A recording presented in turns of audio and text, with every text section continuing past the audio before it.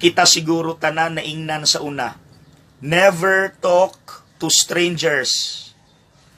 Diri sa ebanghelyo karon, bag-o pa lang namatay si Kristo.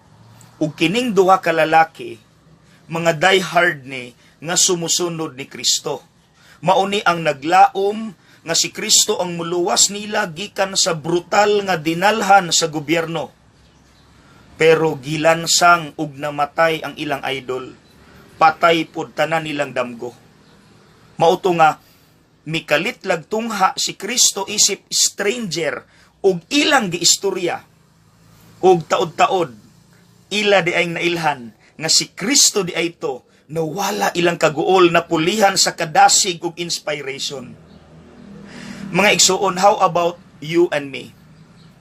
Kapila ka si Kristo milabay sa imong kinabuhi ug migamit og mga tao sa imong palibot, pero wala nimo siya ma-recognize tungod kay wala nimo makita ang batasan ni Kristo aning mga tawhana. Tanawan ng mga tao sa imong palibot, makaingon ba ka nga si Kristo na?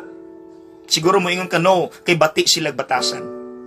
Now remember, dili na tawhanon ang lawas ni Kristo pagkabanhaw niya. Therefore, He can use anybody.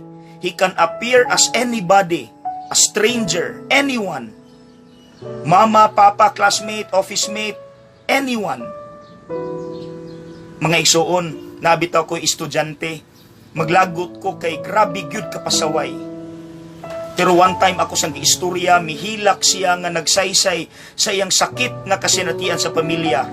Dito ko nakarealize, it was Jesus talking to me, telling me, forgive anyone, no matter who they are.